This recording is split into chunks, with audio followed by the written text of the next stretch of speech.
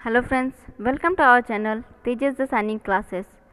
दोस्तों, आज हम लोग आरआरबी, एनटीपीसी और ग्रुप डी के लिए पॉलिटिकल साइंस के 2000 क्वेश्चंस की महा सीरीज के पार्ट 1 के साथ हाजिर हुए हैं। दोस्तों, आज की वीडियो में हम पॉलिटिकल साइंस के टॉप 50 क्वेश्चंस को डिस्कस करेंगे।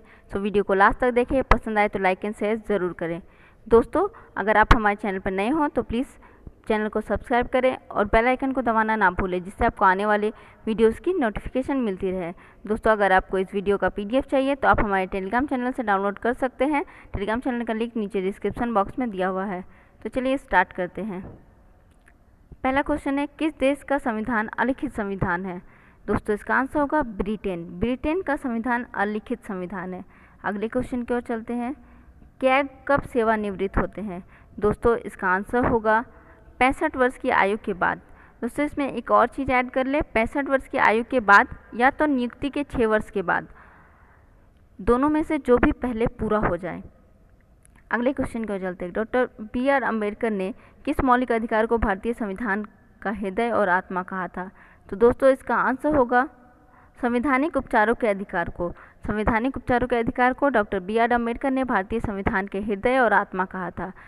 दोस्तों, संवैधानिक उपचार के अधिकार को हमारे संविधान में आर्टिकल 32 में वर्णन किया गया है।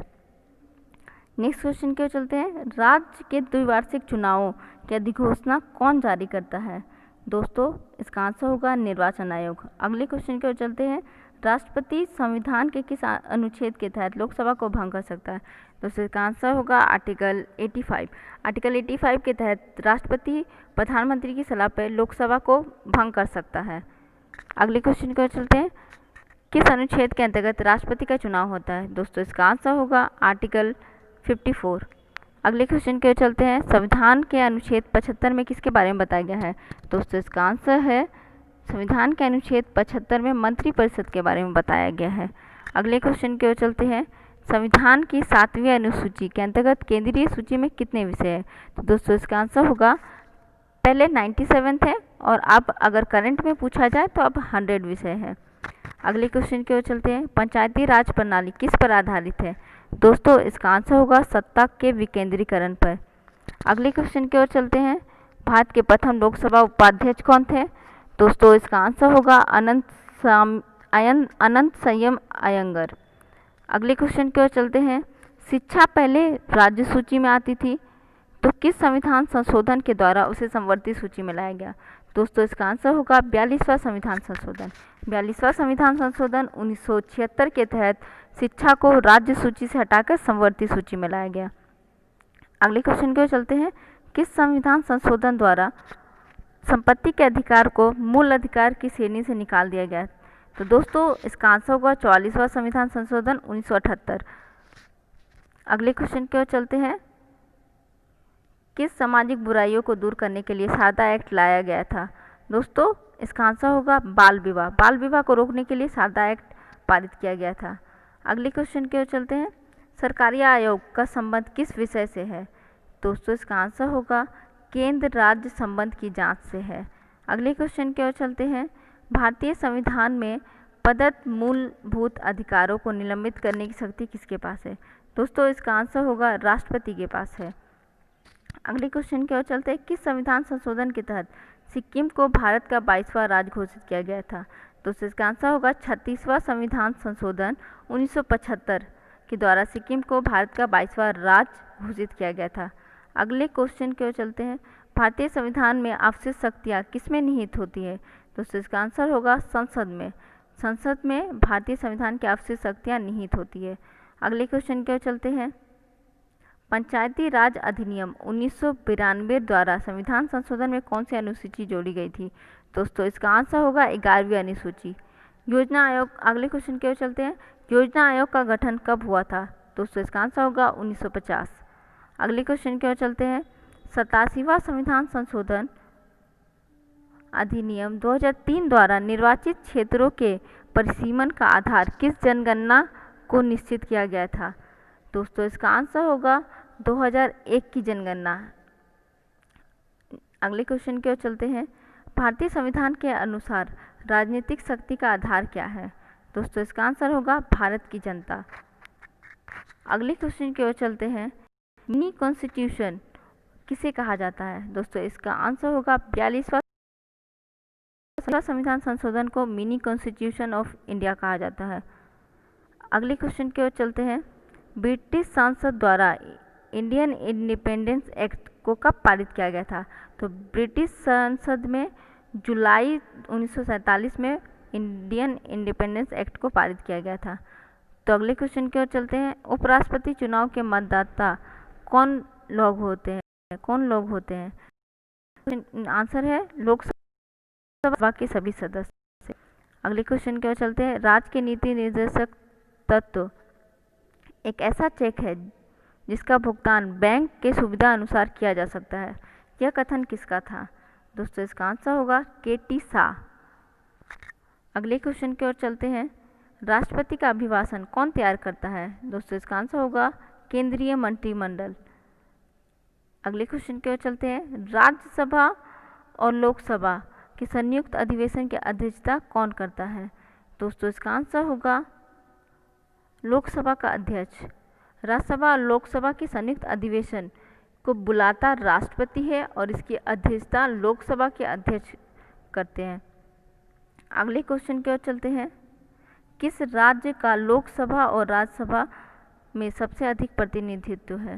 दोस्तों इसका आंसर होगा उत्तर प्रदेश। अगले क्वेश्चन की ओर चलते हैं। भारतीय संविधान के किस भाग को भारत का मैग्ना कार्टा कहा जाता है? दोस्तों इसका आंसर होगा भाग 3 को, और भाग 3 में मौलिक अधिकार के बारे में वर्णन किया गया है। अगले क्वेश्चन की ओर चलते हैं। संविधान सभा का औपचारिक रूप से प्रतिपादन किसने किया था? तो इसका आंसर होगा एम.एन. रॉय ने। एम.एन. रॉय ने संविधान सभा का औपचारिक रूप से प्रतिपादन किया था। अगले क्वेश्चन की ओर चलते हैं। संविधान सभा के झंडा समिति के अध्यक्ष कौन थे? दोस्तों इसका आंसर होगा जे.बी. कृपलानी। जे.बी. कृपलानी झंडा समिति के अध्यक्ष थे। अगले क्वेश्चन की ओर चलते हैं। राजस्थान उच्च न्यायालय कहाँ स्थित है? दोस्तों इसका आंसर होगा जोधपुर। जोधपुर में राजस्थान हाई कोर्ट है। अगले क्वेश्चन की ओर चलते हैं। भारत के प्रमुख मुख्य चुनाव आयुक्त कौन थे? तो भारत के प्रथम मुख्य चुनाव आयुक्त सुकुमार सेन थे। अगले क्वेश्चन की ओर चलते हैं। अंतर्राज्यीय परिषद के संबंध में उपबंध संविधान के किस अनुच्छेद में वर्णित किया गया है? दोस्तों इसका आंसर होगा आर्टिकल 263। अगले क्वेश्चन की ओर चलते हैं। राष्ट्रपति किस सूची के विषय में अध्यादेश जारी नहीं कर सकता है? दोस्तों इसका आंसर होगा राज्य सूची। राज्य सूची के विषय में राष्ट्रपति कोई अध्यादेश जारी नहीं कर सकता है। अगले क्वेश्चन की ओर चलते हैं। मूल अधिकारों को सर्वप्रथम किस देश ने संवैधानिक मान्यता प्रदान की थी? दोस्तों इसका आंसर होगा अमेरिका।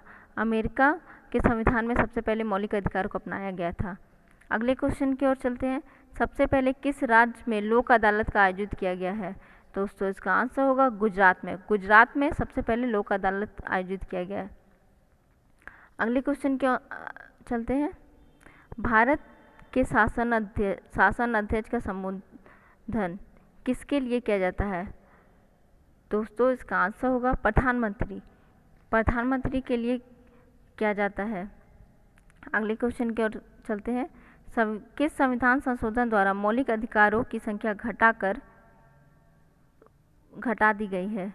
तो दोस्तों इसका आंसर होगा 44वां संविधान संशोधन। 44वां संविधान संशोधन 1978 के द्वारा संपत्ति के अधिकार को मौलिक अधिकार की सूची से हटा दिया गया है। अगले क्वेश्चन की ओर चलते हैं। भारत के प्रथम विधि अधिकारी कौन होता है? दोस्तों इसका आंसर होगा भारत के महान न्यायवादी। अगले क्वेश्चन की ओर चलते हैं। राज्यों की भाषाएं के आधार पर गठन किस वर्ष किया गया? दोस्तों इसका आंसर होगा 1956। अगले क्वेश्चन की ओर चलते हैं। किस अनुच्छेद को संविधान की आत्मा कहा जाता है? दोस्तों इसका आंसर होगा आर्टिकल 32। अगले क्वेश्चन की ओर चलते हैं। मताधिकार की आयु 21 वर्ष से घटाकर 18 वर्ष किस संविधान संशोधन के तहत किया गया था? दोस्तों इसका आंसर होगा 61वां संविधान संशोधन। अगले क्वेश्चन की ओर चलते हैं। राज्य स्तर पर मंत्रियों की नियुक्ति कौन करता है?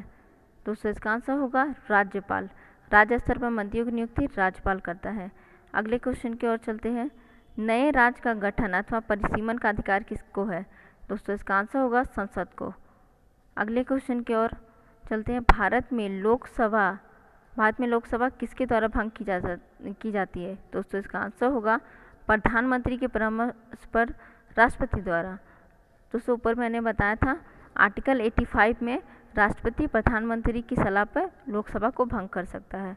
अगले क्वेश्चन के चलते हैं। राज्यसभा का गठन कब हुआ था? दोस्तों इसका आंसर होगा 3 अप्रैल 1952 को राज्यसभा का गठन हुआ था। अगले क्वेश्चन की ओर चलते हैं।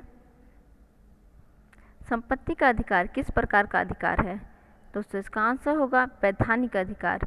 पहले संपत्ति का अधिकार एक मौलिक अधिकार था। 44वां संविधान संशोधन 1978 के द्वारा उसे मौलिक अधिकार से हटाकर वैधानिक अधिकार बना दिया गया। अगले क्वेश्चन की ओर चलते हैं। राष्ट्रपति पर महाभियोग का आयोग संसद के किस सदन द्वारा लगाया जा सकता है? दोस्तों इसका आंसर होगा किसी भी सदन के द्वारा।